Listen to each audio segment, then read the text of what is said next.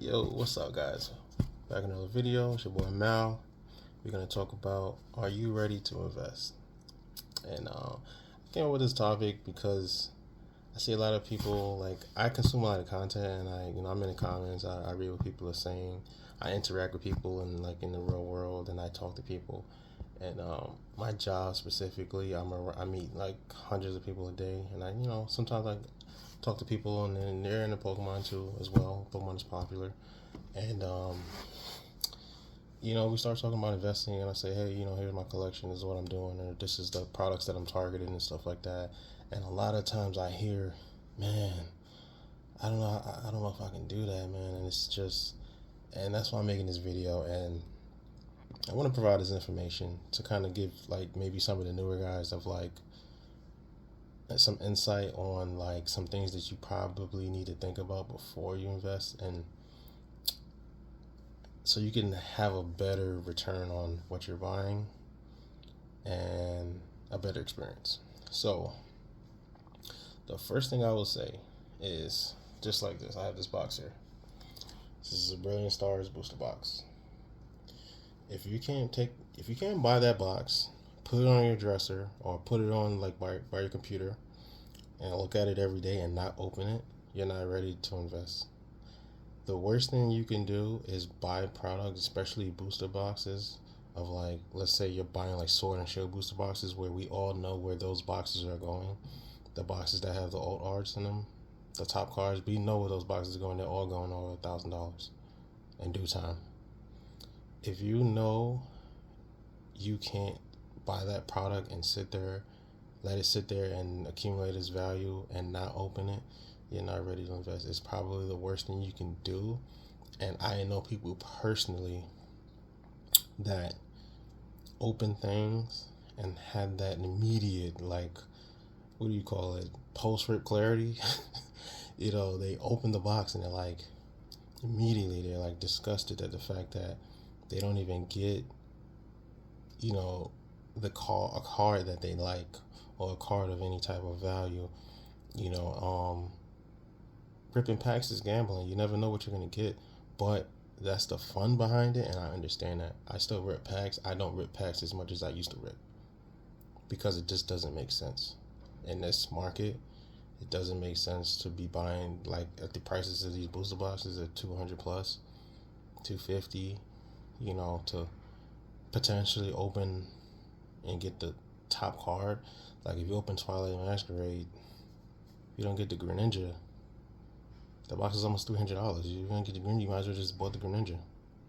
And that's kind of the problem where the price is right now. Is the prices are so high that you are better off just buying the card and then trying to rip it out of a pack. I mean, we all want to rip it out of a pack, but I'm just saying, I'm not rich, I'm not poor, I got a good job. I mean, the hobby is just fun for me. It's not money I'm like trying to survive off of.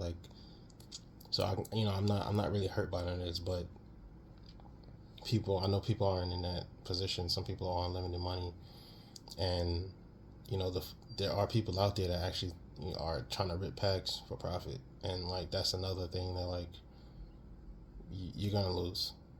100% of the time you're gonna lose trying to rip pack for profit.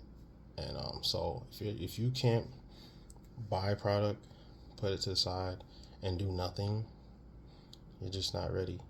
And it's okay.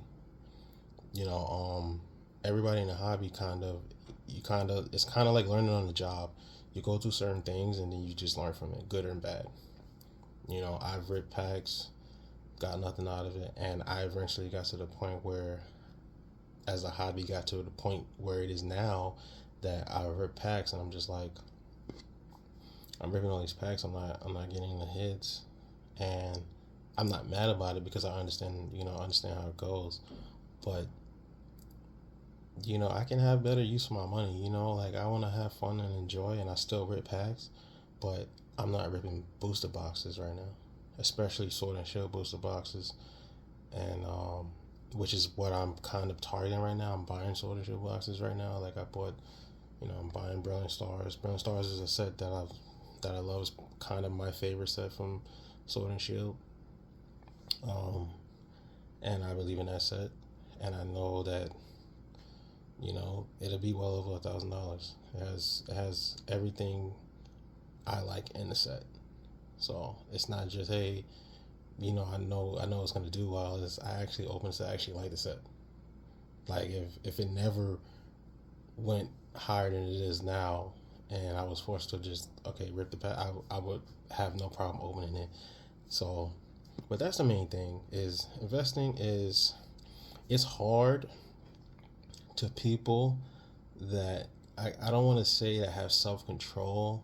It's easy to people that have went through certain things in a hobby and they understand like, hey, this stuff is off limits, and then but at the same time I still rip packs, and I rip packs of the little regular products, like the little mini tins or like binder collections and stuff like that. um but I'm not ripping like Pokemon Center ETBs. Like I did that. No, seeing where this product those products are going, like as far as price wise, like no, it just doesn't make sense. And I don't have a problem with kind of depending on the card, kind of just buying the card, like that Empoleon from Brilliant Stars. From Battle Styles. I have it right here, PSA 10. Right. I bought it. I picked this card for like 130. You know, I just want to get the card, and I'm kind of adapting to however the hobby is right now. The hobby is in the point where you're better off buying a card than buying a whole bunch of product, buying hundreds of packs to try to pull a card. It's just it just doesn't make sense. Now, if you want to enjoy the hobby that way, there's nothing wrong with that. I'm I'm speaking to the people that want to invest and they want to buy stuff, you know, boxes, sealed and that they can sell later. No, it's kind of hard to do both and to balance it out. But I would say if you can't, again, like if you can't look at it and not open it, you can't do it. The next thing I would say is if you're ready is you gotta have a plan. So when you're buying this stuff, you gotta have a way to store it in a place where, because it is an investment and there are things like sunlight that can damage it. You want to make sure you have the space. I brought these acrylic cases to kind of, protect the boxes from anything. I also have a 1-year-old, so I kind of have to be mindful of where I put the product. I can't just throw it anywhere because then she may get to it and once you rip the plastic off, that's it.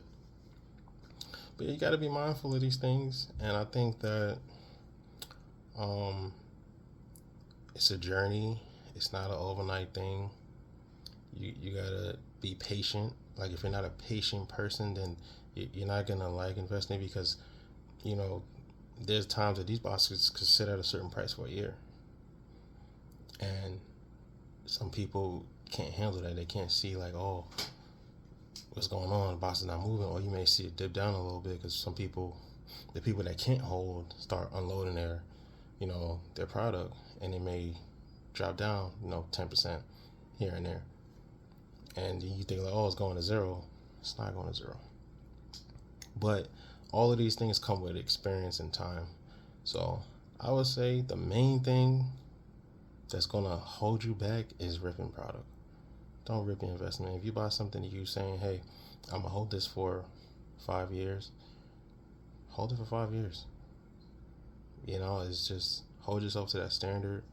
Find other ways. If you got that urge, that itch, get you one of these mini tins. It's $10 MSRP, 2 packs. But that's the main thing, guys. Listen, don't rip your investments.